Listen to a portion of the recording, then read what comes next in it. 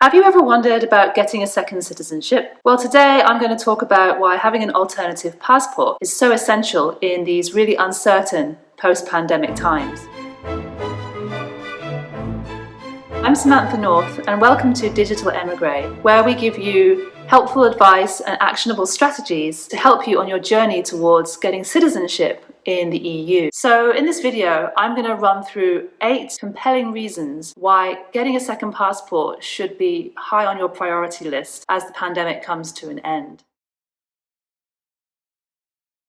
Governments make a lot of decisions that often we may agree with or we may disagree with. Sometimes those decisions can take away certain freedoms that we've become used to. One really good recent example of this is Brexit in the UK. Now, this was a very closely won referendum, but the outcome in which the population chose to leave the EU actually really destroyed freedoms that people had become used to over many years, in some cases in their whole lifetime. The particular freedom I'm talking about is freedom of movement, which means having the right to live, work, study and retire freely across 27 countries of the EU, and that would be 28 when the UK was included. This was very problematic, and it still is problematic for British citizens. However, a lot of people in the UK were eligible to apply for an Irish passport because they had some Irish heritage. When the referendum outcome was announced, there was a massive rush on Irish passport applications. People who were able to get an Irish passport then had opportunities within the EU open to them. But people who only had one passport were being rejected for jobs in the EU countries, and there was a lot of uncertainty around their status. After Brexit, British passport holders became really second-class citizens in the EU. Another reason why a passport can be an insurance policy is in the event of social unrest in your country. We've seen in the last few years how quickly a so-called developed country really can deteriorate when civil unrest becomes a thing. In this situation, it's so important to have an escape route for you and your family, where you can be let into another country in the event of your first country falling into chaos.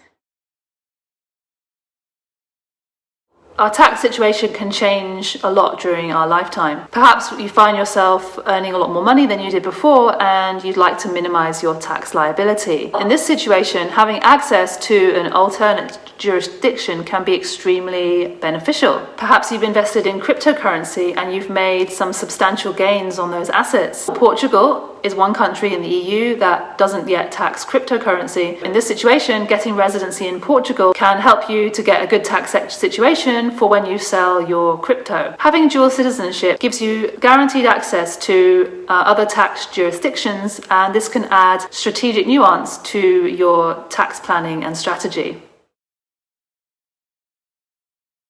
The scope of your tax planning with dual citizenship really depends on the country of your other passport. If your first passport is a US one, the US does a world taxation, and US citizens are taxed wherever they are in the world. And the US is one of the only countries in the world to have this system, and it can be very problematic for US citizens who live abroad. So getting dual citizenship in this situation can give you the option, if you really want to actually give up your US passport and get out of this situation of always having to file tax returns and being taxed on your worldwide income.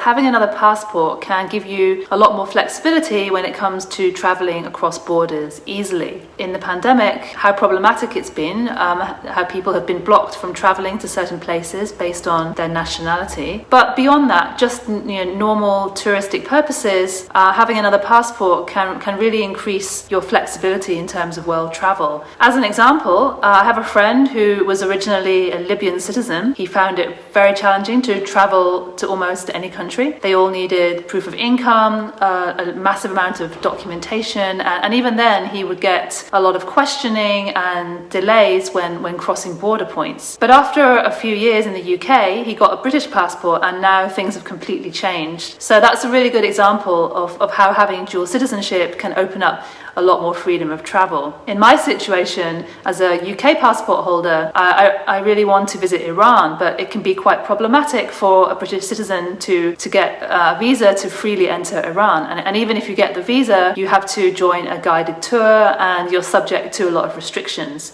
I'm here in Portugal, and in just a few more years, I'll be eligible for Portuguese citizenship. And once I have that, I'm going to feel a whole lot more comfortable and confident in going to Iran and experiencing that amazing country for myself. Having dual citizenship can open up the world to you really substantially.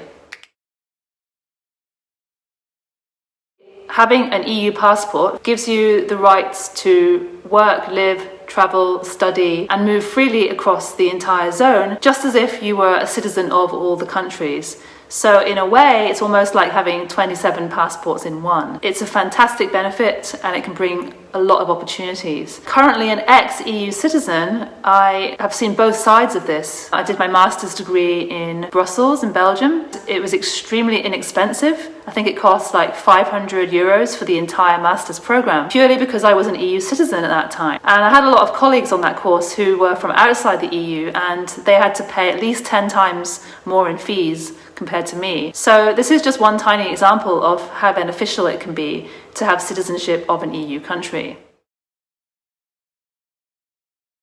Being a dual citizen gives you the opportunity to shape the politics of two different countries. So depending on the laws of each of your passport countries, you will be able to vote and run for office in either one of them. And this is great because it gives you much broader political influence than if you were just a citizen of one single country. Passports tend to define our identity, but this can be problematic when you find that your passport country does something or evolves in a way that no longer reflects your personal identity. You know, you might want to take on something different, and this is where dual citizenship can be really helpful. This can also have practical implications. So for example, in 2009, when I was living in China, I wanted to go on this trip to Tibet. The Prime Minister at the time, David Cameron, decided to invite the Dalai Lama to London, and this immediately triggered a bad reaction from the Chinese government, and they immediately banned UK passport holders from visiting Tibet. And shortly after that, I left China for good, and so far I have never been to Tibet, which is a real shame. Having an alternative identity can be really useful. It's also important to choose a country that's relatively neutral and unproblematic for your second citizenship target country. I did my research before moving to Portugal, and I chose it because Portugal has been neutral, mainly neutral, in both of the world wars. It doesn't tend to interfere in politics of other countries. It just stays quite neutral and unconfrontational. And I feel that as a Portuguese citizen and taking on a Portuguese identity, I would be able to kind of project that neutrality as part of my identity, and I think it would make life easier when traveling abroad and living in other countries.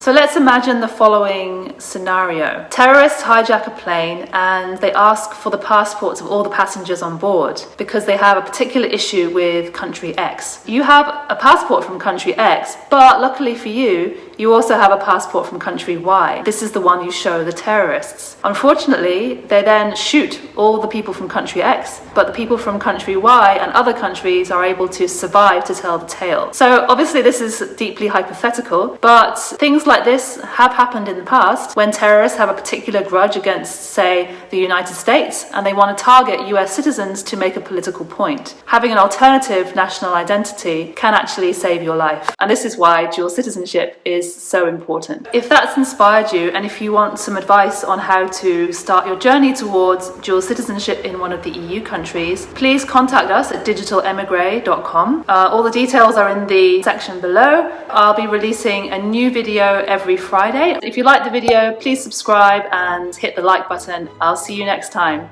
Thanks for watching.